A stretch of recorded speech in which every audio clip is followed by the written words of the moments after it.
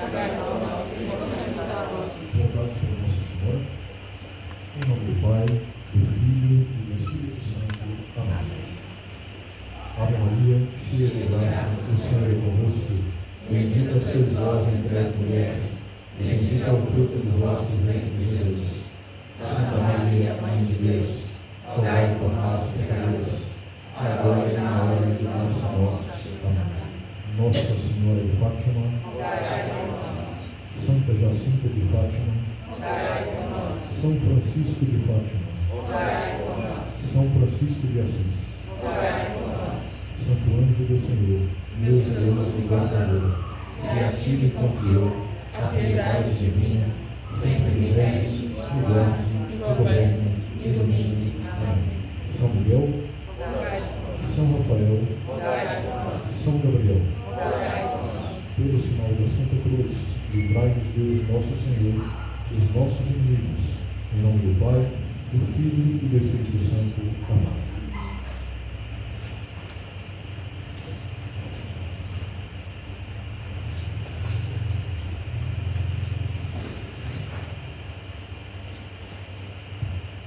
São José? São José. Tá bom o som? Tá claro? Estou preocupado por causa da gravação. Né? Eu acho que está pegando. Bom, boa noite a todos. Podem ficar à vontade. Eu queria dizer que é uma alegria para nós, da família Arautos do Evangelho, né? Estarmos aqui com a comunidade recente, né? Nessa empreitada tão inspirada pelo Espírito Santo, que é o curso de consagração à Maria Santíssima.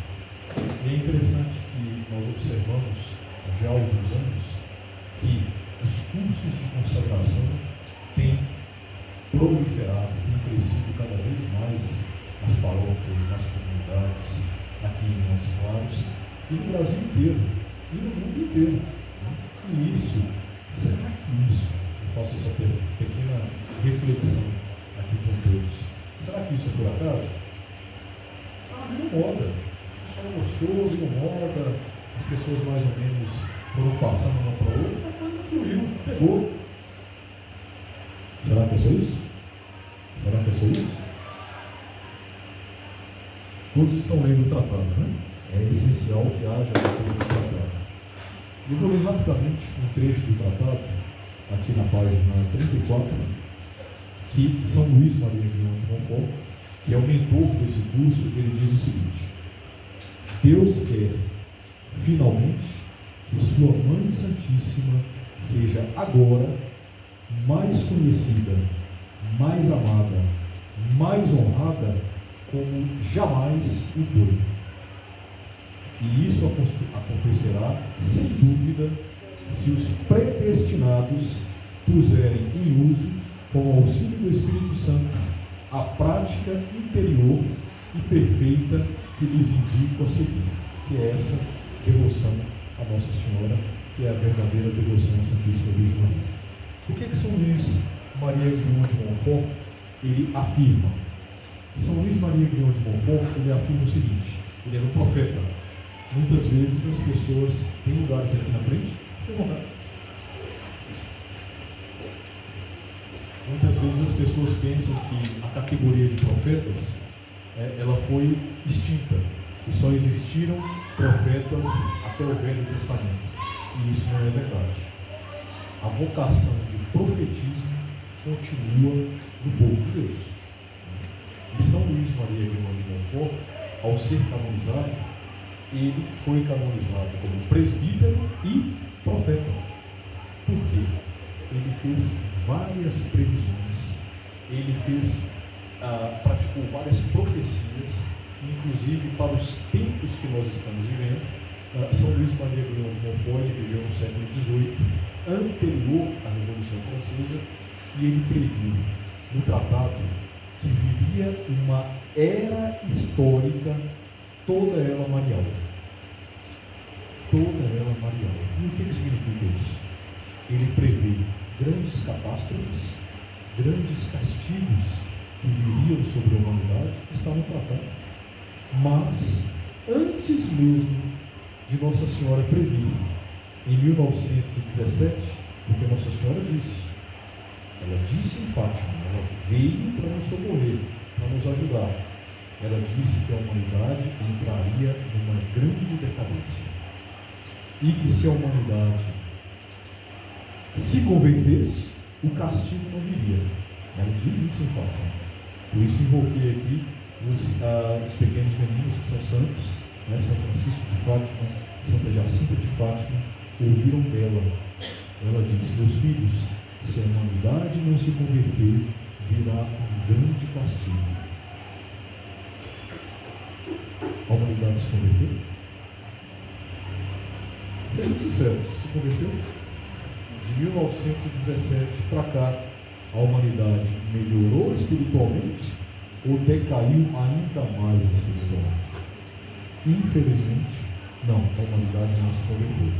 E Nossa Senhora disse que muitas nações até desapareceriam, seriam aniquiladas, e isso ainda não aconteceu. Só que, por que eu estou lembrando essa profecia de Fátima? Para ligar à profecia de São Luís Maria de Montfort. Ele disse, antes mesmo de Nossa Senhora aparecer, que viria uma intervenção divina sobre a terra, mas que após essa intervenção viria uma nova era histórica. Ele prevê não o fim do mundo, como alguns falsos profetas apregou por aí. Não é o fim do mundo, mas é o fim de um mundo, de uma era histórica decadente, da qual nós estamos vendo, vivenciando, testemunhando, mas depois do fim dessa era decadente, virá uma era histórica, toda marial, cheia do Espírito Santo, cheia da presença de Nossa Senhora. E ele prevê no tratado que, quando que nós saberemos que essa era está próxima? Virá sim uma intervenção, virão dores, mas virá o que Nossa Senhora prometeu em Fátima, que foi o quê? Ela diz: mas por fim, o meu imaculado coração triunfará. Ela promete a vitória. E é por isso que eu digo para todos, né? Nós viemos aqui mais do que tudo para dar os parabéns para todos aqui. Parabéns. Sabe por quê? Porque não é por acaso que vocês estão aqui.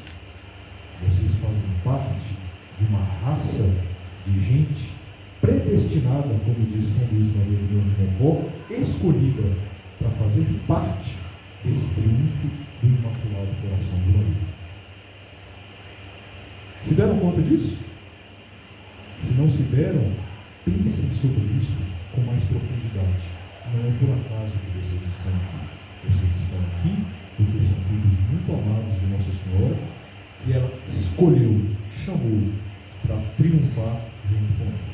Tá bom? Então vamos agora ir diretamente para o nosso tema. Tá?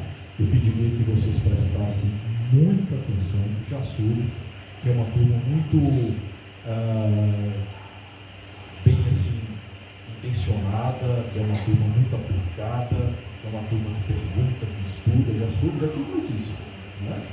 Mas hoje, mais do que nos outros dias, eu peço uma especial atenção. Por quê? Porque hoje nós trataremos de um dogma, né? De um dos 4 dogmas marianos, que é o dogma da Imaculada Conceição. E esse dogma, que foi não o primeiro a ser proclamado, foi um dos últimos, o penúltimo a ser proclamado, foi proclamado no século XIX, porque a igreja ela é morosa, aí o Espírito Santo ele vai revelando as verdades aos poucos, né? Esse dogma, ele foi, antes de ser oficializado pela Santa Igreja, ele foi proclamado por quem? Pela Santíssima Trindade no Gênesis. Vocês vão entender como que todos os dogmas de Maria Santíssima, pelo Espírito Santo, já foram proclamados na Sagrada Escritura. É por isso que eu tenho que me segurar, porque pessoas coléricas às vezes têm que se segurar, né, gente? A língua e o corpo também, né? Às vezes eu tenho que me segurar quando eu escuto frases do tipo: Maria é uma mulher qualquer, onde que Maria está na Bíblia? Aí eu tenho que me segurar. Mas eu tenho me treinado a perceber que não vale a pena falar com gente ignorante. Isso é o auge da ignorância. Maria está na Bíblia, de Gênesis a Apocalipse. Ela todinha. Nossa Senhora está lá. Os cegos não veem. Não veem, às vezes até, por um castigo, por uma inimizade, pelo fruto de uma inimizade que o próprio Deus criou. Há uma inimizade que Deus criou, foi a única inimizade que Ele criou, que foi a inimizade entre os filhos da Imaculada Conceição e os filhos da Serpente. Está no tratado, está na Sagrada Escritura. Está claro isso? Então hoje nós vamos ver onde que Maria Santíssima está na Bíblia. Nossa Senhora, para falar de todas as partes que Maria Santíssima está na Bíblia, precisaríamos aqui de um curso de 9 meses, de aula diária, para conseguir esgotar todas as citações onde Nossa Senhora se encontra na Sagrada Escritura. Mas temos só uma hora aqui, eu não vou tomar muito tempo de vocês, mas nós vamos entender onde está a Imaculada Conceição na Sagrada Escritura. Querem fazer essa aventura? Vamos então para a Sagrada Escritura? Só para deixar claro, a aula de hoje, ela tem como fontes o Tratado da Verdadeira Devoção, a principal fonte da aula de hoje. Ela tem a Opera Omnia do Beato João Nunes Escoto, né? Vocês vão entender que foi o Beato João Nunes Escoto. Ele teve um papel importantíssimo na proclamação do dogma da Imaculada Conceição. A Suma Teológica de São Tomás de Aquino, excertos do Concílio de Éfeso e excertos da Opera Omnia de Santo Agostinho. Essa é a nossa fonte. Ninguém está aqui para dar opiniões pessoais, né? Isso é horrível, né? Hoje em dia tem gente que se acha no direito de dar opiniões sobre a Sagrada Escritura, sobre a Igreja Católica. Isso é heresia. A Igreja Católica, ela se define por si mesma. Nós estamos aqui para propagar o que a Igreja já definiu, né? Não é opinião pessoal, é o que a Igreja já definiu sobre Nossa Senhora, sobre a Imaculada Conceição. Tá bem? Então vamos lá.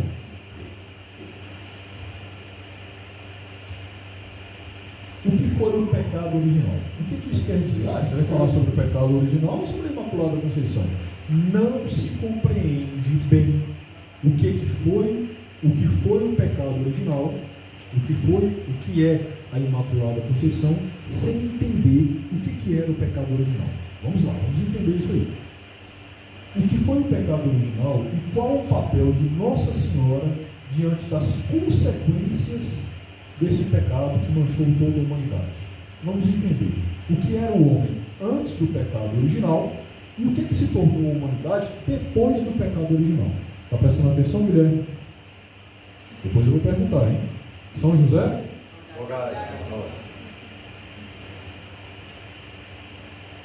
Plano original. Qual era o plano de Deus para os homens? Deus, vou falar rapidamente o que São Tomás escreveu sobre o plano de Deus. Atenção, dúvidas, anotem, no final da aula eu vou esclarecer tudo que vocês quiserem perguntar, tá bem? Tá combinado? Ou não querem fazer perguntas? Me disseram que vocês gostam de fazer perguntas, fiquem à vontade, hein? Aula sem pergunta para mim é aula fracassada, tem que ter pergunta, tá?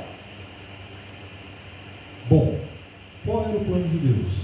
Deus sempre existiu, desde toda a eternidade. E Deus sempre, só existia Deus. Ele ocupa todo o espaço, toda a infinitude, só havia Deus. Pai, Filho e Espírito Santo, desde sempre, e sempre vai existir. E nós, e os anjos, e as aves, e a natureza, os astros, existiam? Sim, na cabeça de Deus. Sempre existiam. Cada um que está aqui, cada um de nós, já existia no plano dele, na cabeça dele. Cada ave, cada formiguinha, tudo já existia na mente de Deus. Só que ele ainda não tinha criado. Em determinado momento, ele resolve criar. Ele resolve criar, e os primeiros seres que ele cria foram os anjos.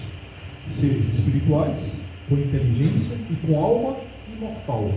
E ele diz para os anjos: vou criar o reino.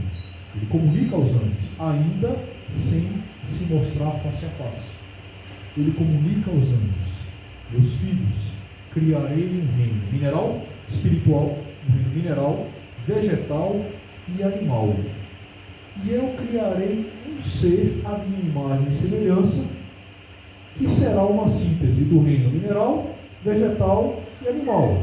Esse ser se chamará homem, mas será a imagem e semelhança. Diz para os anjos, que foram os primeiros a serem criados. Os anjos, que bom, gostaram, não é? E tinha um anjo lá que era belíssimo, belíssimo, o anjo mais perfeito de todos, o anjo que tinha mais luz. Ele tinha tanta luz, tanta luz, tanta luz, que ele era chamado de aquele que porta a luz, Lúcifer. Era o anjo mais belo de Deus. Então os anjos olhavam para Lúcifer e admiravam a beleza de Lúcifer. E cada vez que Deus falava alguma coisa, olha, vou criar diamantes, vou criar terra, vou criar água, Lúcifer se iluminava. Nossa, que lindo! E os anjos olhavam para ele, viam que ele iluminava e iluminavam também. Né? Que festa maravilhosa, que anjo lindo! Né? E ele foi admirando.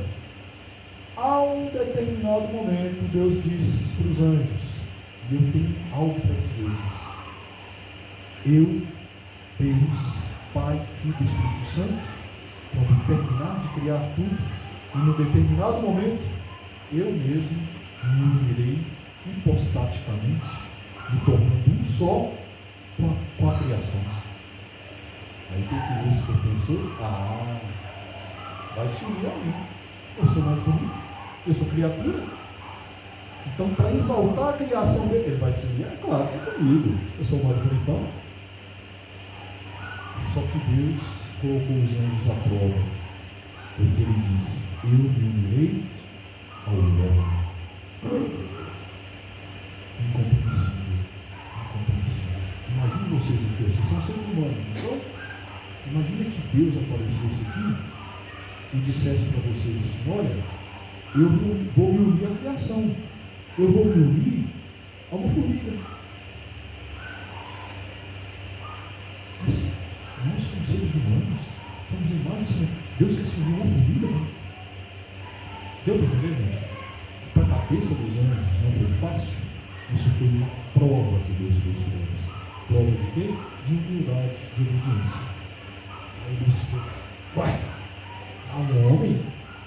homem para anjo, nós para os anjos somos mais distantes do que uma formiga é distante da gente em superioridade, em inferioridade. Está claro, gente?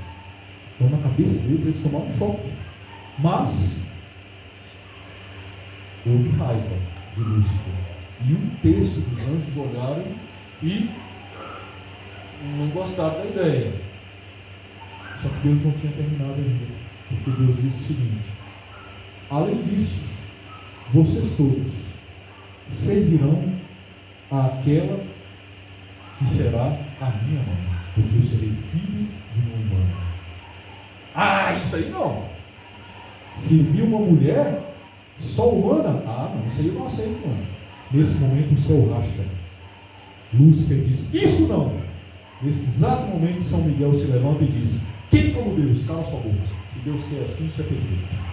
O céu se racha, um terço dos anjos desobedecem esse plano de Deus, se tornam demônios, como Lúcifer se tornou demônio, e todos os anjos que seguiram ao anjo que bradou quem como Deus, viram a Deus face a face, ficaram confirmados em graça e se tornaram os anjos do céu.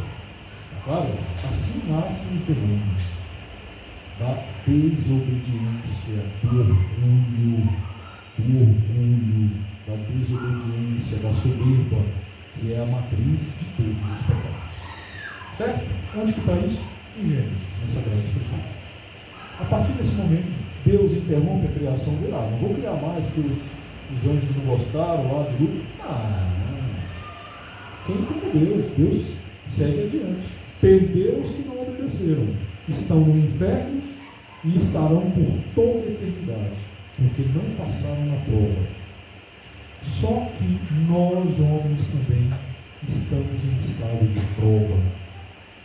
E Deus, mesmo tendo esse desastre no céu, na verdade ele foi vitorioso, porque São Miguel puxou o brado em favor dele, 2 terços dos anjos venceram a tentação luciferina, negaram a tentação luciferina, obedeceram a Deus e hoje nos servem a sua rainha, viram a Deus face a face e vivem eternamente. Deus cria o mundo e coloca no mundo o homem. Só que nesse momento, quando Deus cria Adão e Eva, quem esfrega as mãos e pede autorização para tentar os homens? Lúcifer. E Deus permite. Por que Deus permite? Porque era necessário que Adão e Eva fizessem o que São Miguel fez, rejeitassem a tentação. Mas nós sabemos a história, não foi isso que aconteceu. O demônio entra num animal belíssimo do paraíso, se chamava serpente. A serpente era o animal mais bonito do paraíso. Não era rastejante, não tinha esse aspecto horroroso das cobras. A serpente era lindíssima. E Eva já tinha o hábito de conversar com a serpente, porque a serpente, ela era meio que o papagaio do paraíso. Eva falava, a serpente repetia o que ela falava. E ela se entretinha com a serpente. Só que um dia o demônio entrou dentro da serpente e veio com uma conversa diferente. Eva, por que você não come daquela fruta ali? Ela disse, porque Deus disse para não comer, eu tenho que obedecer a Deus. Até aí está tudo bem. Só que, coisa pior ainda é a gente começar a conversar com o demônio, gente. Quando vocês ouviram uma conversinha de coisa errada na cabeça, não dá assunto. São Tomás diz, e vários santos dizem, na tentação vence quem foge. Quem começa a conversar, dialogar com o demônio, mas se for só um pouquinho, se não sei o que, pode saber que você vai perder, você vai pecar e você vai se dar mal. E ela cometeu esse erro, ela começou a dar ouvido para o Satanás. Ela começou a dar ouvido para o demônio. E o demônio disse para ela, pai da mentira, né? Deus disse que você não comer daquela fruta, porque se você e Adão comerem, vocês vão se tornar deuses. E se vocês se tornarem deuses, vocês não vão precisar mais de Deus. Já pensou? O que Eva deveria ter feito? Cala sua boca, você não é a serpente não, você tem alguma coisa diferente aí. Eu amo a Deus, sai daí. Mas ela não fez isso, porque ela gostou da ideia, da possibilidade de ficar independente de Deus. Ela gostou da ideia. E ela começou a dar ouvido para o demônio. E foi lá e comeu e pecou.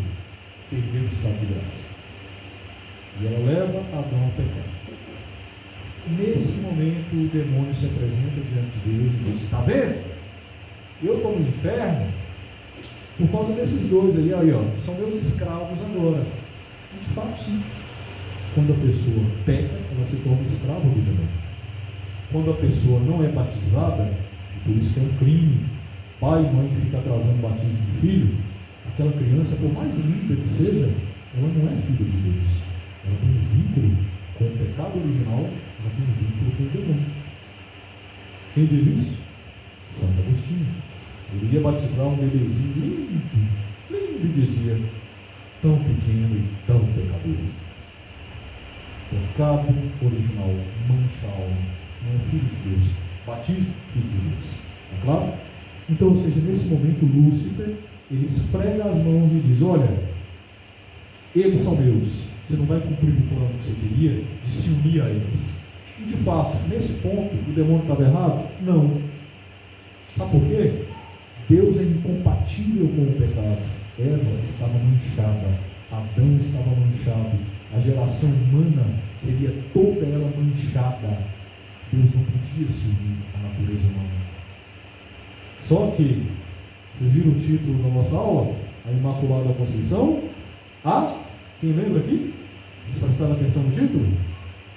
Quem viu? Não viram? Volta aí, seu Danilo. Fala alto. Fala. A vingança de Deus. Olha lá, ó. A Imaculada Conceição. E não foi só uma vingança pequena, a grande vingança de Deus. Sabe por quê? O demônio calculou direitinho. Só que Deus diz: porém inimizades entre a tua descendência e a descendência dela. Expulsa da mulher do paraíso, né? Nós estamos no vale de lágrimas, mas ele promete que a descendência da mulher de Eva esmagará a sua cabeça. E o demônio entendeu. E eu, Deus, colocarei inimizade entre os seus filhos e os filhos dela. Vai haver uma antipatia entre aqueles que são devotos de Nossa Senhora e aqueles que odeiam Nossa Senhora. Há uma inimizade criada por Deus. E São Luís diz que sinal de predestinação, o que é sinal de predestinação? Se a pessoa ama Nossa Senhora, tem devoção a Nossa Senhora, vai morar no céu um dia. Se não ama, coitado. Se ele não se converter, o fim é trágico. Quem diz isso não sou eu, não. É São Luís. Está no tratado. Há duas raças sobre a face da terra: a raça da serpente e a raça da Santíssima Virgem. Está em Gênesis. Eu porém inimizades entre essas duas descendências. Nesse momento, Lúcifer entendeu. Então vai nascer alguém que não terá a mancha do pecado original. E foi o que aconteceu. E é interessante dizer que quem era Adão e Eva em estado de justiça original? Eles tinham os dons. 5 dons. Anotem aí. Cadê os cadernos? Não trouxeram caderno para uma aula? Não. Vou contar para Rubens. Rubens, né? Rubens. Curso de consagração tem que ter, caneta e caderno para anotar, tá bom? Vou pedir para alguns anotarem e passa para os colegas, tá bom? Tá claro? Olha só. O homem em estado de justiça original, Adão e Eva no estado de justiça original, tinham 5 dons. Primeiro, não precisa ser em ordem, tá? Imortalidade, integridade, impassibilidade, ciência infusa e domínio da natureza. O que é cada um desses dons? O que nós, como nós aqui, seríamos se nós tivéssemos nascido no paraíso terrestre de uma Eva que não teria pecado e de um Adão que não teria pecado? Como é que nós seríamos? Nós seríamos imortais. Imortais? Então nós viveríamos eternamente no paraíso? É isso? Imortal, nós ficaríamos eternamente no paraíso, não é isso? Não. Nós viveríamos no paraíso até um determinado momento. Chegada a nossa hora, nós subiríamos ao céu de corpo e alma, como Nossa Senhora subiu ao céu de corpo e alma. Porque todos nós seríamos concebidos sem pecado original. E a morte, como diz São Paulo, é o salário do pecado. Então nós não morreríamos, nós mudaríamos de endereço. Imagine a seguinte situação: como é que você chama? Jéssica. Imagine, Jéssica, um dia você mandando uma cartinha para todos da Clube. Caros colegas, no dia tal, ao entardecer, fui chamada por Deus a subir de corpo e alma para o céu. Gostaria muito de me despedir de todos vocês. Aí todo mundo ia para ver a assunção de Jéssica. Seria assim a vida. Não haveria dor, não haveria choro, não haveria lágrima, não haveria a separação tão dolorosa para nós da alma do corpo, que é consequência de quê? Do pecado original. Está claro isso? E outras consequências também. Eva, a marca do pecado original é Eva. Darás à luz com dores de parto, e tu, varão, sustentarás a tua casa com o suor do teu rosto. Um castigo. A mulher, quando ela geme de dor ao dar a luz, é para Deus lembrá-la que ela é filha de Eva, que ela tem a mancha do pecado original. E o homem, quando sofre, quando fica desempregado, o homem, quando vê que as contas ele não está conseguindo pagar a contento em casa, ele sofre de uma maneira que mulher nenhuma entende. Eu estou falando de homem de verdade, viu, gente? Não estou falando de uma pessoa que virou outra coisa, não. Assim, hoje em dia, as pessoas estão perdendo a própria identidade. Estou falando de homem. O homem, quando ele não consegue ser o provedor, ele sente uma dor que a mulher não entende. É algo muito profundo no homem. Por quê? Porque ele é filho de Adão. Porque pesa sobre ele, da mesma forma que pesa sobre a mulher a dor de dar à luz, pesa sobre o homem a responsabilidade de manter a casa, de honrar as suas calças, como diz bem os nossos pais e avós. Estou mentindo? Não é assim? É a dor do homem, de manter. E ele tem que agir conforme o que Deus prevê. Faz parte da natureza humana. Quando o homem peca, ele perde esses dons. Passa a morrer, consequência do pecado original, passa a sofrer, porque no paraíso Adão e Eva não sofreriam. Com o pecado original, sim, passam a sofrer nesse vale de lágrimas que a gente reza na Salve Rainha, né? Gemendo e sofrendo, chorando e gemendo, né? Gemendo e chorando nesse vale de lágrimas. Consequência do pecado original. Integridade. Adão e Eva eram retos, eram íntegros. Eva só perdeu a integridade quando começou a dar ouvido ao demônio. Aí ela perde o estado de graça antes mesmo de comer do fruto. Por isso ela perdeu. Tem gente que pensa que ela consolidou o pecado quando ela desobedece e come do fruto. Não. Quando ela gosta da ideia de ser independente de Deus, ela já tinha cometido o pecado original. Por isso que ela perde ali a integridade e começa a acreditar nas mentiras do demônio. Né? Então, sabedoria infusa, né? Adão e Eva observavam tudo sem precisar estudar e eles conheciam tudo sobre a natureza. Agora vamos correr um pouquinho para a gente ver. Ficou claro até agora, gente? O que é o homem? O que nós seríamos sem a mancha do pecado original? E por que essa aula tem esse título? Maria, a Imaculada Conceição, a grande vingança de Deus? Porque o demônio introduziu o pecado na humanidade, nos nossos pais, para evitar a encarnação. Mas Deus disse, não tem problema, mesmo numa humanidade manchada pelo pecado, eu vou fazê-la nascer sem a mancha do seu pecado, e ela vai esmagar a sua cabeça. Acabou. Por isso que eu ouvia tanto Nossa Senhora. Está claro, gente? Vamos seguir. São José? Porém, ódio entre ti e a mulher, entre a tua descendência e a dela. Esta te ferirá a cabeça e tu lhe ferirás o calcanhar. Note aí. Gênesis 3,15. Note. Vocês lerem depois. Vamos lá, Dani. Há muitas verdades proclamadas sobre Maria Santíssima. Entretanto, eu estou na frente do slide. Estou na frente. Eu posso ir até onde aqui, Maria, em relação a... Eu posso chegar um pouco mais para cá, sem fugir daqui, sem prejudicar a filmagem? Tá bom. Então vamos lá. Há muitas verdades proclamadas sobre Maria Santíssima. Entretanto, muitas dessas verdades ainda não são dogmas. Gente, o que são dogmas? Guardem isso aí, tá? Cuidado com gente que diz assim, tem coisa na igreja católica que eu gosto, mas isso assim, eu não aceito muito não. Essa pessoa, simples dizer, ela não é mais católica. Simples assim. Não. Por quê? Existe uma cisão que a igreja faz com aquele que é herético. O que é o herege? Herege é aquele que nega uma verdade revelada na Santa Igreja. Ele nega ou distorce uma verdade. São dogmas. Foi o Espírito Santo que revelou. Aí isso eu não acredito muito não. Você não é católico mais. Dogmas são verdades incontestáveis porque foram reveladas pelo próprio Espírito Santo. Tá? Então, ou seja, nós vamos aqui falar sobre os 4 dogmas revelados sobre Maria Santíssima. Tem verdades de fé. O que são verdades de fé?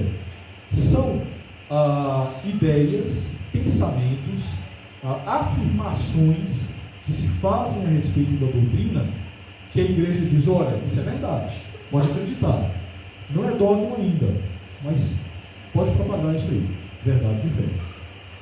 Se alguém disser, não, mas eu não entendo, não aceito muito isso, a pessoa não está fora da igreja ainda não, porque não foi proclamada como dogma.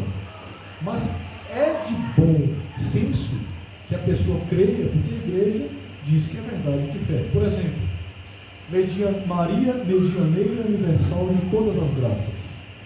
É dogma? Ainda não, mas está a caminho de ser proclamado como dogma. É verdade de fé. Maria, medianeira de todas as graças. Mas hoje nós vamos tratar especificamente do dogma da Imaculada Conceição e dos demais dogmas. Vamos lá. São 4 os dogmas marianos. Gente, católico tem que saber isso de cor, viu? Quais são os dogmas marianos? Primeiro, maternidade divina. Concílio de Éfeso, foi proclamado no século V, tá? O que é a maternidade divina? Maria é mãe de Deus. Não, é mãe de Jesus só. Isso é heresia. Sabia que isso é heresia? Não, ela não é mãe só de Jesus. Jesus é o quê? Deus. Então ela é mãe de Deus. Ele disse que ela fosse mãe dele, né? A senhora tem filho? A senhora é mãe? É, a senhora atrás. A senhora é mãe? Qual é o nome do seu filho mais velho? Pode ser. O meu é Mateus. Mateus e da senhora? Amanda, e da senhora aí atrás? José Antônio. Vou perguntar para as mães aqui. Se eu chegar para você e disser para a senhora e disser assim: a senhora é mãe só do corpo de Mateus, viu? Mas não é mãe da alma de Mateus, não. A senhora aceita uma coisa dessa? A senhora é mãe só do corpo, da alma não.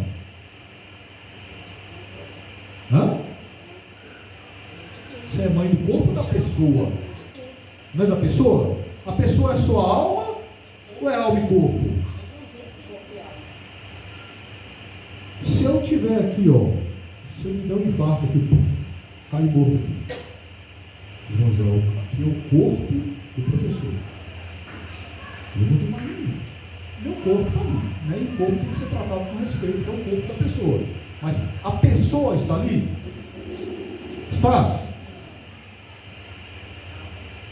A senhora aceita, dona Paloma, que alguém diga que a senhora é mãe só do corpo de Guilherme?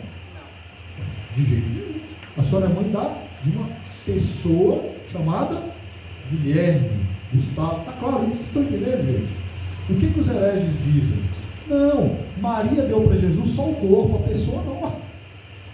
Deu para entender? Ela não era mãe só de corpo, ela era mãe de Jesus.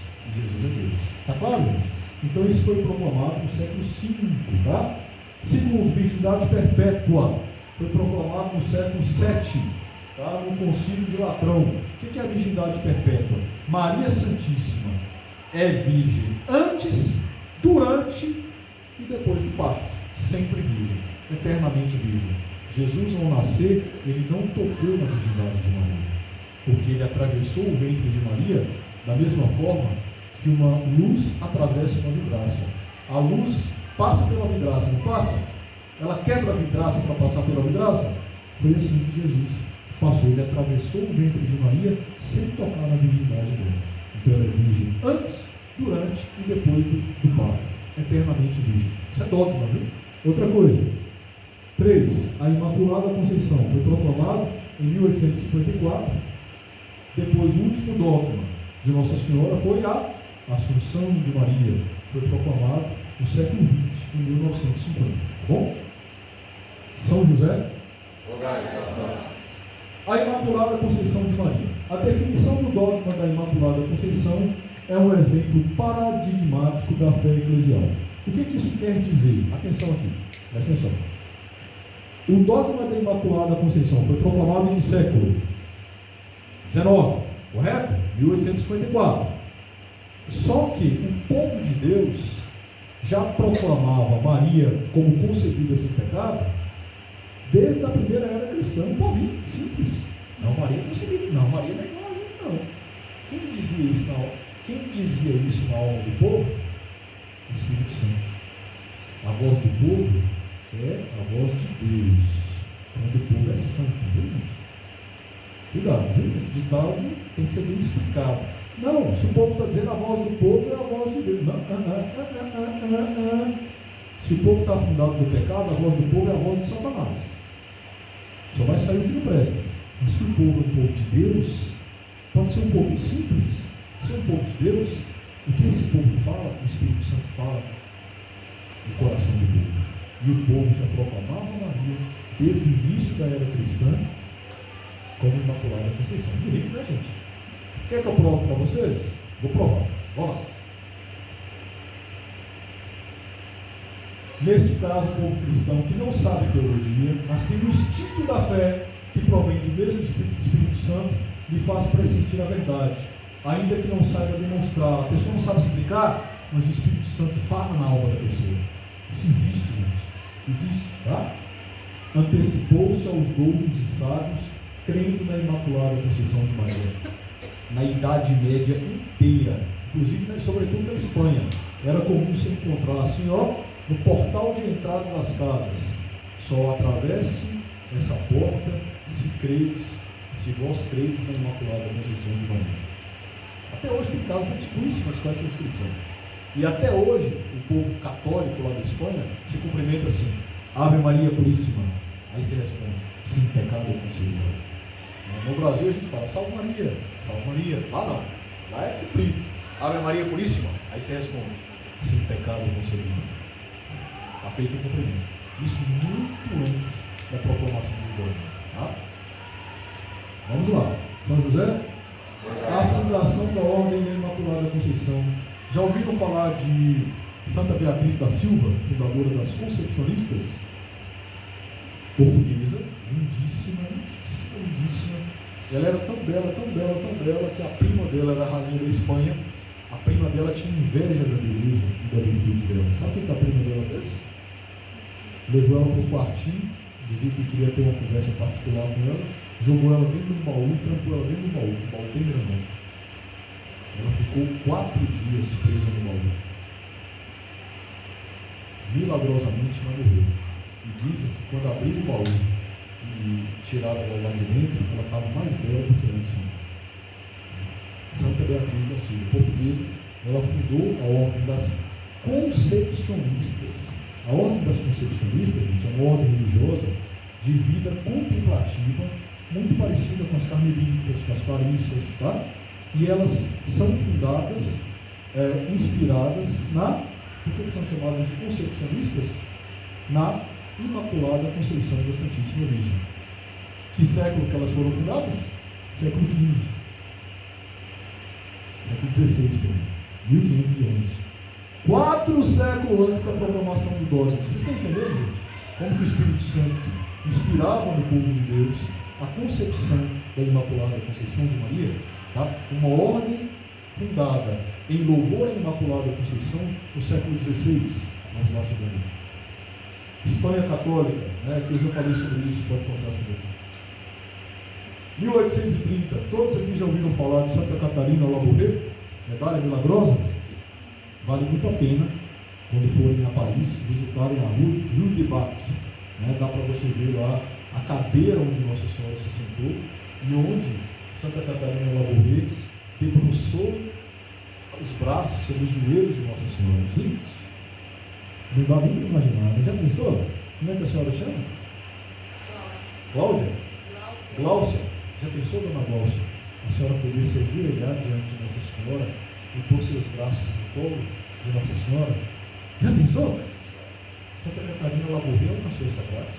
Ela pôs os braços nas pernas aqui no colo de Nossa Senhora e ficou mais de 1 hora conversando com Nossa Senhora. Já pensou que maravilha, gente? Ah, eu pedia para morrer.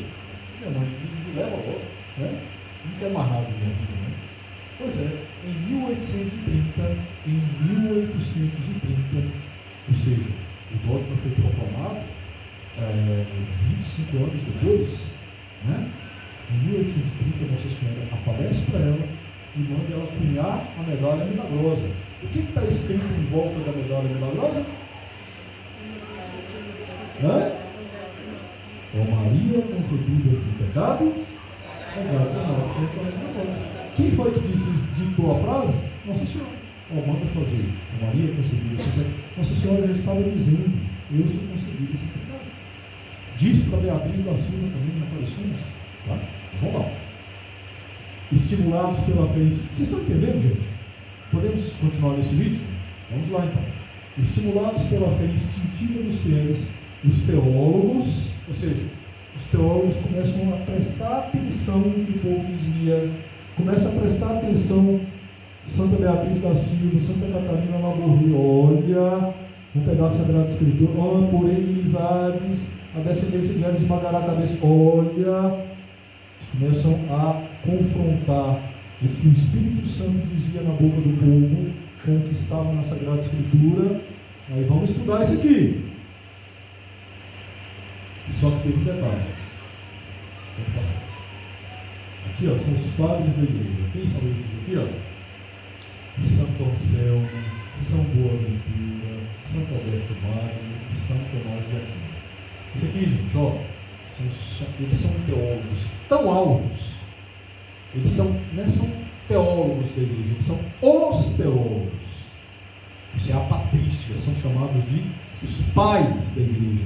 Por quê? Eles foram a base da doutrina mais elevada e principal da igreja católica. Entre eles, São Tomás de Aquino. Esses doutores, quando eles foram analisar o dogma da Imaculada, a possibilidade de Nossa Senhora ter sido proclamada concebida sem pecado original, eles disseram, não tem como. O pecado original foi universal. Eles não chegaram a uma conclusão segura, embora acreditassem na concepção de Nossa Senhora sem pecado. Vamos ver o que aconteceu? Beato João dos Escuros. No século XIV aparece um frezinho franciscano humilde, um fradezinho, né? Filho de São Francisco, como São Pio era filho e tantos outros. Esse frade teve o Espírito Santo mostrou para ele o que não mostrou muitos padres da igreja. Vocês vão entender. E ele teve um papel fundamental na proclamação do dogma da Imaculada Conceição. Guardem esse nome. Anotem aí para vocês estudarem a vida dele. João dos Escuros. Vocês têm que pesquisar isso aí. Viu? Escreve aí. E passa a cola para os colegas depois que esqueceram de trazer um caderno e a caneta, viu? Passa a cola, viu? Anota aí. Beato João dos Escuros. Olha só. Ele disse o seguinte: olha, vamos pensar o seguinte. Quando a gente reza o credo, que é dogma de fé, tudo que está no credo é dogma de fé, a gente diz assim, que quando Nosso Senhor ressuscitou, ele desceu à mansão dos mortos. Vocês estão ouvindo bem daí atrás? Não ficou alguma dúvida? Se tiverem, podem perguntar, viu? Desceu à mansão dos mortos, ressuscitou ao terceiro dia, desceu à mansão dos mortos. O que ele foi fazer na mansão? O que é a mansão dos mortos? O que ele foi fazer na mansão dos mortos? A gente não fala isso no credo? Tem que saber o que vocês estão rezando. Ressuscitou ao terceiro dia, desceu à mansão dos mortos. O que Nosso Senhor, quando ressuscitou, foi fazer na mansão? O que é a mansão dos mortos? Outras traduções em latim, se diz ad descendent ad inferos, desceu aos infernos. O que é o inferno? O que Nosso Senhor foi fazer nos infernos? Nos infernos. Inferno, gente, significa regiões inferiores. Tem 3 infernos. Tem o inferno dos condenados, para onde vão as almas condenadas, e lá estarão eternamente, sofrendo os piores castigos, os piores horrores, por toda a eternidade, nunca sairão de lá, sendo atormentadas pelos demônios e pelo fogo eterno. Esse é o inferno. Mas existem outros infernos adíferos, que são regiões inferiores, que é o purgatório. O purgatório também é região inferior, só que quem vai para o purgatório sofre do mesmo jeito de quem está no inferno. A gente acha que o purgatório é uma brisinha, um fogo leve. Não, é um fogo terrível para queimar as nossas imperfeições. Só que quem está no purgatório, um dia vai sair de lá, mais cedo ou mais tarde. O purgatório não é eterno. Quem vai para o purgatório tem uma pena a pagar para depois ir para o céu. É uma alma em estado de graça. Tá? E tem o limbo dos justos, que não existe mais. O que era o limbo dos justos? Eram todos os santos que morriam no Velho Testamento e iam para esse lugar, que não era um lugar de sofrimento, mas era uma região inferior. Iam para esse lugar por quê? Porque o céu estava fechado. Por quê? Porque ainda não havia tido a redenção do gênero humano com a crucifixão. Era preciso que Nosso Senhor morresse para pagar a ofensa cometida pela humanidade a Deus, para que o céu fosse aberto. Claro? O céu estava fechado. Então, quem era santo e morria no Velho Testamento antes da crucifixão ia para o limbo dos justos. O que Jesus foi fazer no inferno? No inferno dos condenados, Jesus foi? Foi. Para humilhar os demônios. Para proclamar a vitória dele sobre os demônios e sobre a morte. Vocês introduziram a morte na humanidade, eu venci a morte. Tapa na cara. Isso mesmo. Foi humilhar os demônios. Depois, ele foi no purgatório, foi, sabe para quê? Para consolar as almas que ainda precisavam ficar mais tempo lá e para tirar as que já estavam livres para o céu. Já estavam prontas para ir para o céu. E no limbo dos justos, ele foi tirar São José, Abraão, Isaac, Jacó, Adão e Eva, que se salvaram, fizeram penitência, estão no céu, Adão e Eva, né? E todos os que amaram a Deus no Velho Testamento, eles foram levados para o céu. Está claro isso, gente? Agora eu pergunto, peraí, como que eles se salvaram e estavam prontos para ir para o céu, se Jesus ainda não tinha salvado a alma deles na crucifixão? Está claro isso, gente? Como é que eles se salvaram? Vocês já pararam para pensar nisso? Sabe como é que eles se salvaram? Pelos méritos que viriam ainda no futuro e salvaram e resgataram a alma deles.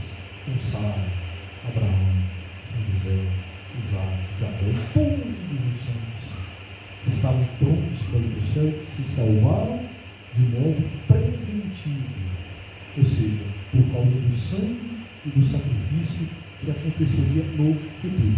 Deu para entender, gente? Aí o Beato, peraí, se Jesus salvou aquelas almas antes da crucifixão, mas pelo que ele ia fazer no futuro, ele antecipou a salvação, por que Maria não pode ter sido limpa do pecado original pelo mérito da crucifixão dele? Está claro isso? Aí eu coloquei esse argumento, que nem São Tomás de Aquino teve a condição de revelar. Tá?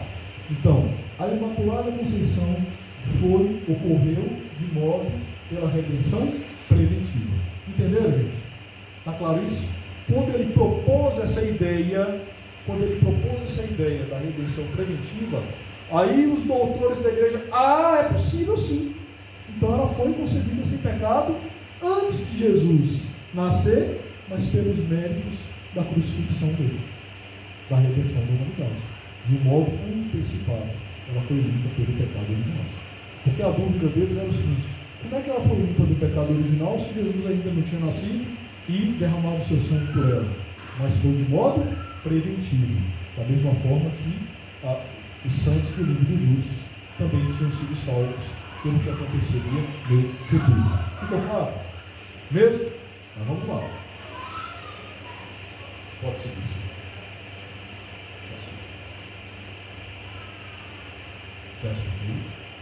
A proclamação do dom. Estão cansados? Estão cansados? Estão entendendo? Podemos ir até o final? Está acabando. São José, Nossa Senhora Aparecida, São Miguel. Vamos fechar aqui a conclusão? Vamos lá. Guardem esse nome. São Pio IX. É santo, viu, gente? Nem todos os papas foram santos, viu? É bom saber disso. Né? Na história da igreja, existiram papas que foram os verdadeiros demônios. Mas por que Deus permite isso? Para provar os homens. Muitas vezes Deus permite que tenham papas horríveis, medonhos, para provar a fidelidade do povo de Deus, independente do papa que está reinando. Deus permite isso. Tá? Mas esse aqui foi santo. Viu? Vocês terem ideia, vou contar essa agora. Deixa eu Se quiserem, no próximo encontro eu posso contar. Né?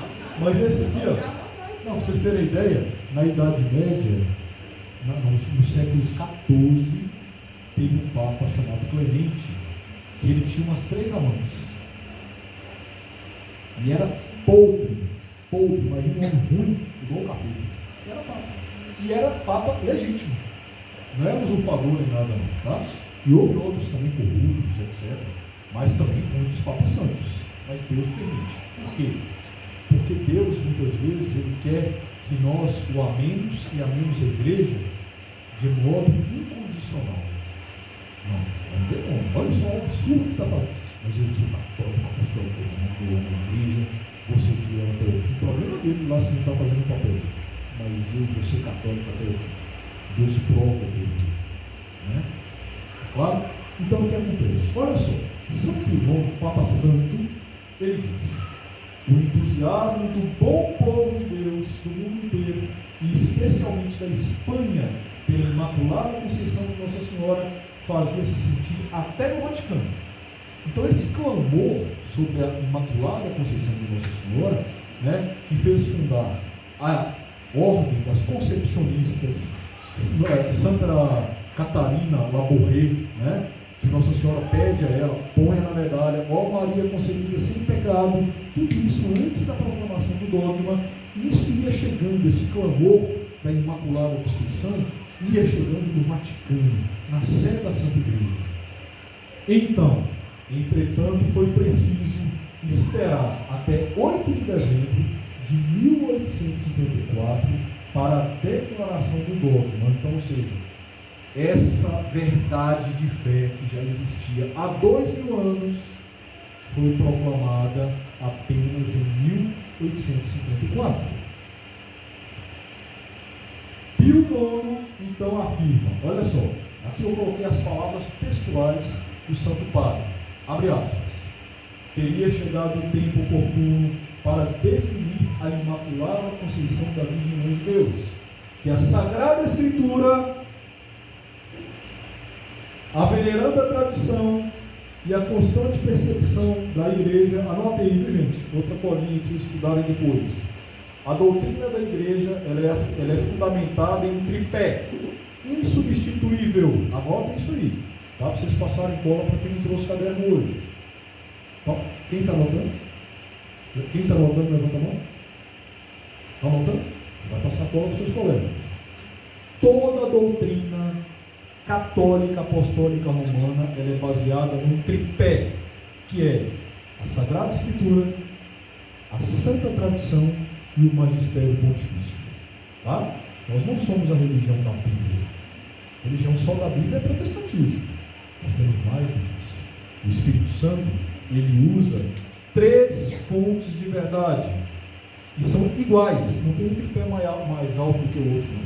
A tradição, a Sagrada Escritura e o Magistério Eclesial. Está claro isso, gente?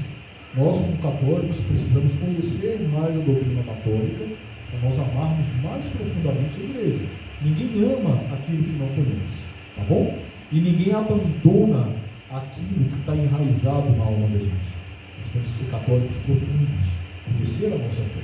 Tá? Então, esse tripé, que foi invocado por São Pio IX, foi a base da proclamação do dogma da Imaculada Conceição. Está na Bíblia, desde Gênesis até Apocalipse, se cita a Imaculada Conceição na Bíblia, está na tradição, desde o início, passando de geração em geração, e está no ensinamento dos doutores, dos teólogos da Santa Igreja. Tá?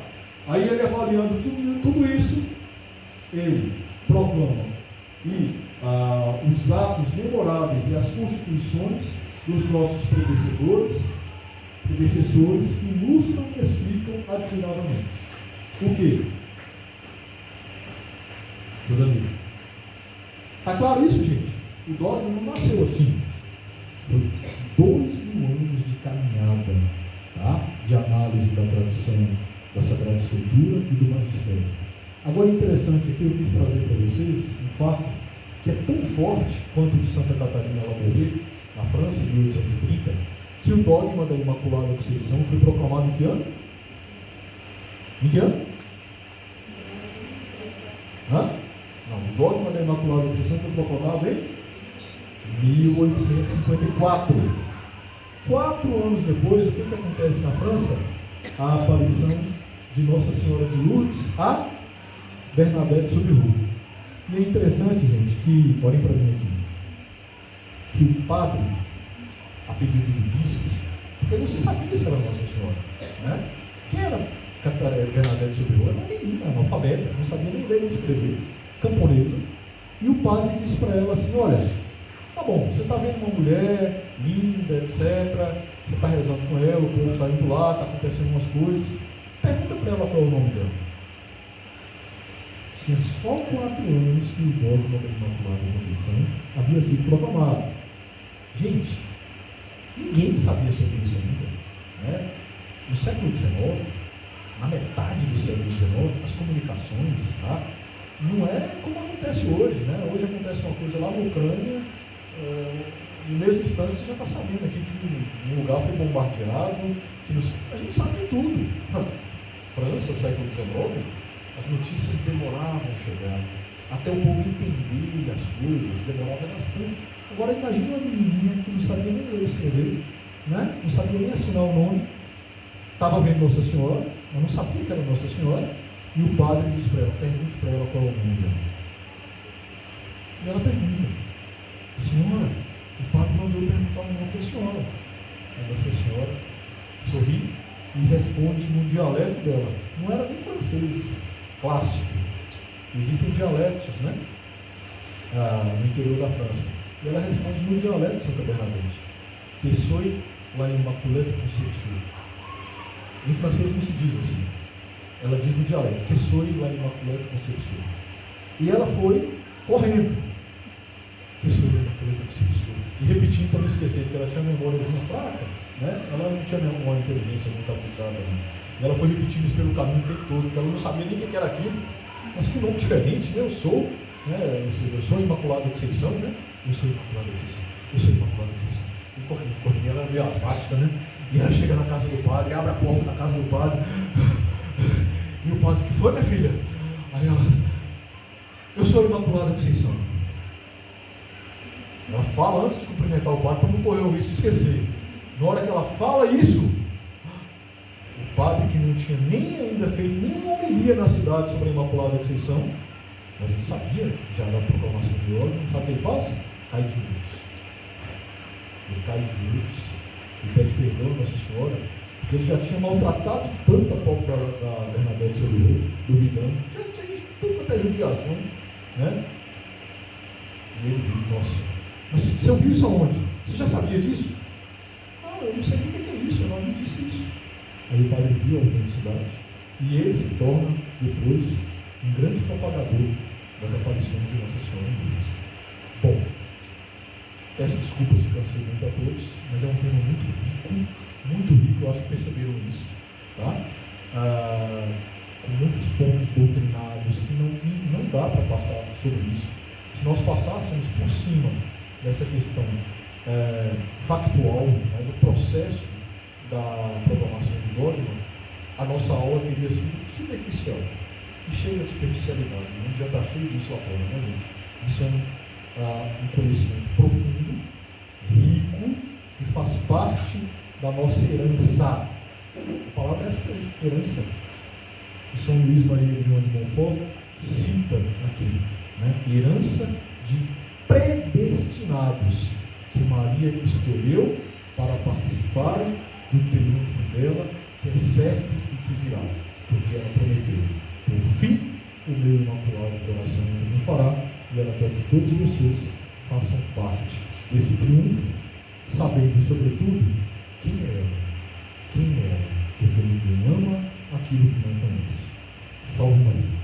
Salve Maria. Vamos rezar?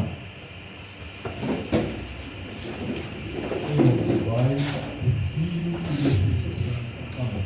Vamos agradecer a Maria Santíssima, a Nossa Senhora de Lourdes, pedir também a intercessão de Santa Bernadette Sobrou, que do alto dos céus possa interceder por essa família de almas, de escravos, de servos da Santíssima Virgem, para que todos aqui não sejam apenas beneficiados pelas graças da Sagrada Escravidão, mas que se tornem propagadores, apóstolos, missionários do triunfo do Imaculado Coração de Maria, de Nosso Senhor Jesus Cristo, da Santa Igreja Católica, Apostólica Romana. Salve a Rainha, Mãe de Misericórdia, vida e doçura e esperança nossa salve. A vós clamamos, degredados filhos de Eva, a vós suspiramos, gemindo durante este vale de lágrimas.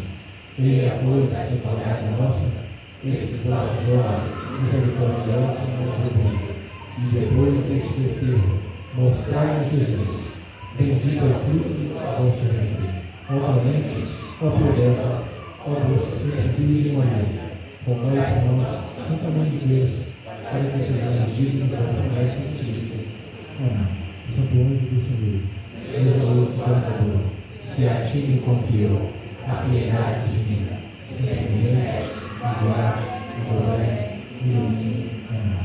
Sob o sinal da Santa Cruz, livrai-nos Deus nosso Senhor dos nossos inimigos, em nome do Pai, do Filho e do Espírito Santo. Amém. Salve Maria!